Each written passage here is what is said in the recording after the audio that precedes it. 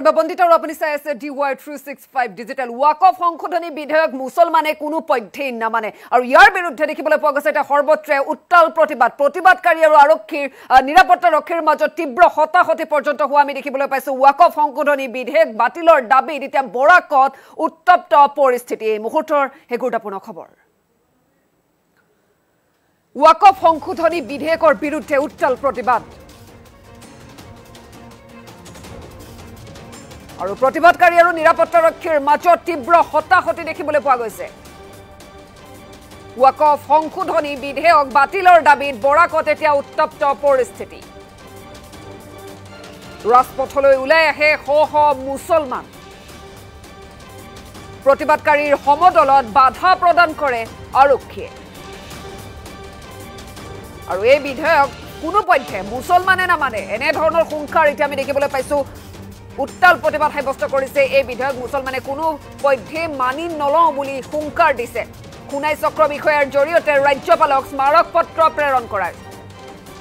ওয়াকফ সংশোধনী বিধেয়কৰ বিৰুদ্ধে এতিয়া উত্তাল প্ৰতিবাদ সাব্যস্ত কৰা পৰিলক্ষিত হয় কোনো পধ্যে আচলতে এই বিধেয়ক মুছলমানে মানি নলয় এনে ধৰণৰ প্ৰতিবাদ আমি দেখিবলৈ পাইছো আৰু সৰ্বত্ৰে ইয়াৰ প্ৰতিক্ৰিয়া প্ৰতিবাদকাৰী আৰু নিৰাপত্তাৰক্ষীৰ মাজত এবাৰ তীব্ৰ হতাহতি দেখিবলৈ পাইছে দৃশ্যংশ দেখুৱাই আছো কেনেদৰে আচলতে হাতত প্লে কাৰ্ড লৈ তেওঁলোকে ওলাই আহিছে ওয়াকফ বিধেয়ক তেওঁলোকে কোনো পধ্যে আচলতে মানি নলয় এনে ধৰণৰ তেওঁলোকৰ শ্লোগান আৰু আৰক্ষীৰ সৈতে হতাহতি পৰ্যন্ত হোৱা পৰিলক্ষিত হয় প্ৰতিবাদকাৰী আৰু নিৰাপত্তাৰক্ষীৰ মাজত তীব্ৰ হতাহতি আমি দেখিবলৈ পাইছো ৰাজপথলৈ এনেদৰে এতিয়া শ মুছলমান ওলাই আহিছে বহু বিতৰ্কিত বিধেয়ক এটা মানি নলয় তেওঁলোকে কোনো পধ্যে মানি নলয় আৰু হুংকাৰ দিছে আৰক্ষীয়ে বাধা প্ৰদান কৰিবলৈ চেষ্টা কৰিছে আৰু প্ৰতিবাদত শ মুছলমান এনেদৰে ৰাজপথলৈ ওলাই অহা পৰিলক্ষিত হৈছে আৰু এই প্ৰতিবাদ সৰ্বত্ৰে দেখিবলৈ পোৱা গৈছে ভিন্ন প্ৰান্তত এনেদৰে প্ৰতিবাদ অব্যাহত আছে মুছলমান লোকৰ ওলাই আহিছে প্ৰত্যেকেই কৈছে যে কোনো কাৰণতে এই সংশোধনী বিধেয়ক তেওঁলোকে মানি নলয় হুংকাৰ দিছে তেওঁলোকে খুনাই চক্ৰ বিষয়াৰ জৰিয়তে ৰাজ্যপালক স্মাৰক পত্ৰ প্ৰেৰণ কৰিছে যেহেতু দেখিবলৈ পাইছো বৰাকত এয়া উত্তপ্ত পৰিস্থিতি ওয়াকফ সংশোধনী বিধেয়ক বাতিলৰ দাবীত বৰাকত দেখিবলৈ পোৱা গৈছে উত্তাল প্ৰতিবাদ এয়া শ মুছলমান লোকে হাতে প্লে কাৰ্ড লৈ ওলাই আহিছে আৰক্ষীয়ে বাধা দিবলৈ চেষ্টা কৰিছে হতাহতি পৰ্যন্ত লিপ্ত হোৱা পৰিলক্ষিত হয় ওয়াকফ সংশোধনী বিধেয়কৰ বিৰুদ্ধে উত্তাল প্ৰতিবাদ সাব্যস্ত সৰ্বত্ৰে ইয়াৰ তীব্ৰ প্ৰতিক্ৰিয়া শ মুছলমান লোক ভিন্ন প্ৰান্তত প্ৰতিবাদ সাব্যস্ত কৰিছে আৰু আমি এতিয়া দেখুৱাই আছো বৰাকত কি পৰিবেশ কি পৰিস্থিতি উত্তপ্ত পৰিস্থিতিৰ সৃষ্টি কৰিছে এই মুছলমান লোকসকলে যিসকলে হুংকাৰ দিছে তেওঁলোকে কোনো পধ্যে আচলতে এই বিধেয়ক তেওঁলোকে মানি নলয় এই হুংকাৰ তেওঁলোকৰ তৰফৰ পৰা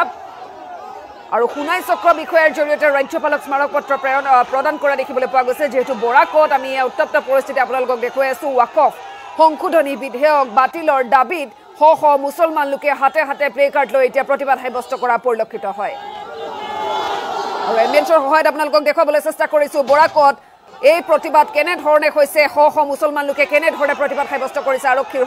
সৈতে হতাহতি পৰ্যন্ত লিপ্ত হোৱা পৰিলক্ষিত হয়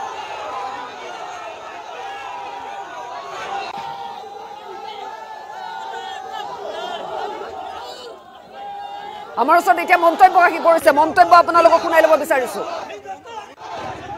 এই বিলটা অসাংবিধানিক যেটা সংবিধানের হিন্দু মুসলিম সবর রাইট টু ইকুয়ালিটি আছে কিন্তু দেখা গেল একমাত্র মুসলমান সমাজের ওয়াকফ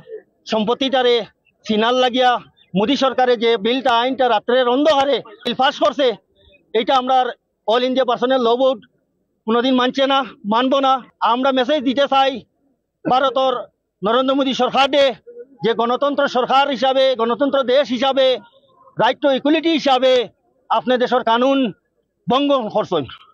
আপনি সংবিধান ভঙ্গন করছেন উল্লঙ্ঘন করছেন রাইট টু কনস্টিটিউশন আনকনস্টিটিউশনাল এটা সংবিধানের অসাংবিধানিক বিল আপনি পাস করছেন দেখা গেল ওয়াকফ অ্যামেন্ডমেন্ট বিলও